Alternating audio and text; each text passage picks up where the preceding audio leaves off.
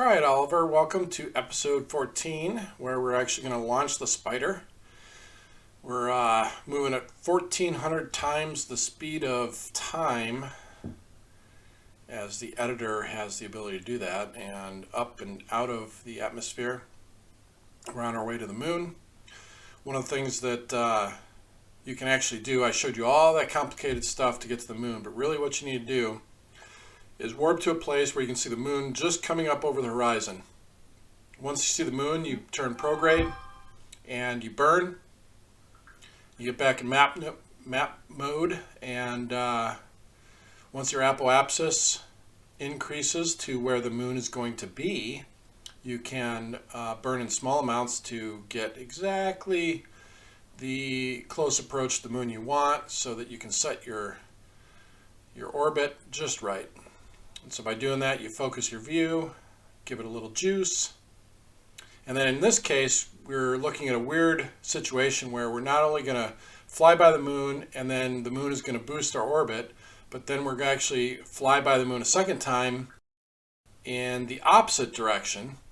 We're going to ignore that opposite direction though, and what we're going to focus on right now is the fact that our inclination is off dramatically. So what we're going to do is we're going to move out to about halfway to the moon, and we're going to face up, and we're going to do a corrected burn to correct our inclination. And then you can see as we go, we're really cruising here. I speed up time a lot, and we're going to go ahead and do a retro burn to circularize our orbit and set ourselves up for the close approach to our landing site, so we can land this rover close to our Kerbal astronauts so they can get on it and do some backflips and stuff.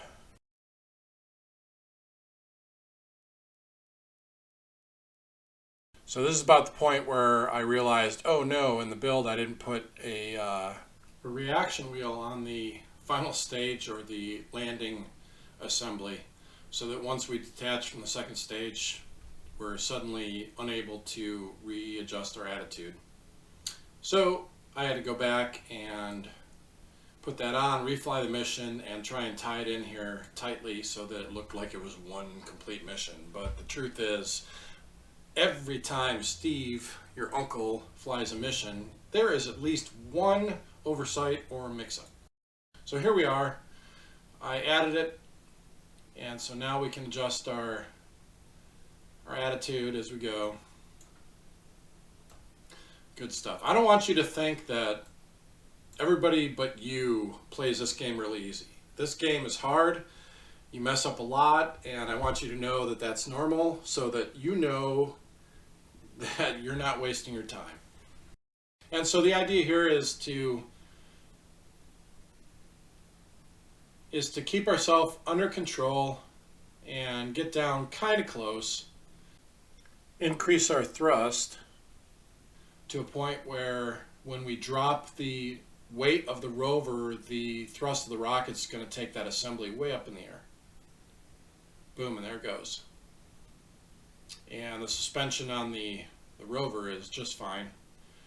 Here we are turning on the lights. We're going to head back over. Oh, I'm going to take a look at the previous rover that I never put in any of the videos. I actually used one of the KSP rovers that they created. I took off the propellers in the back because the moon doesn't have atmosphere, and I brought that out there and it didn't do anything. It wouldn't climb the hill even up to this location to pick up our Kerbals, so I had to reinvent the rover all by myself.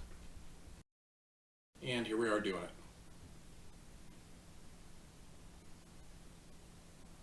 So now I'm just adjusting the brakes and the wheels, and we're going to put our Kerbals on there. We're going to go on a little mission to explore a crater out to the north and see what sort of things we can find that would be useful to the future colony of the moon and the future of space travel and colonization within the solar system. And off we go. Oh wait, no.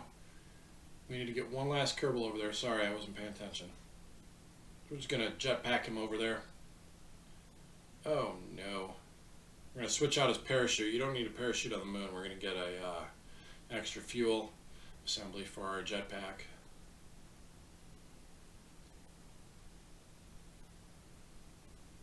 And off we go. We're going to be heading north.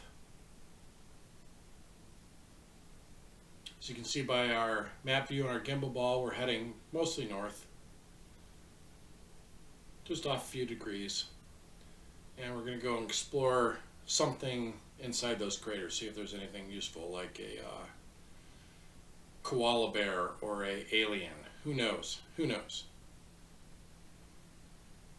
The thing about koala bears is their meat is delicious. Uh-oh. We're kind of moving at a ridiculous speed. It looks like there's a motocrosser driving. Whoa. How is this happening? Uh-oh. Well, it looks like we're koala bearing out of control. Lost all our Kerbals. Thankfully there's no fuel on this thing so it doesn't explode, but at this point it's useless. Oh no.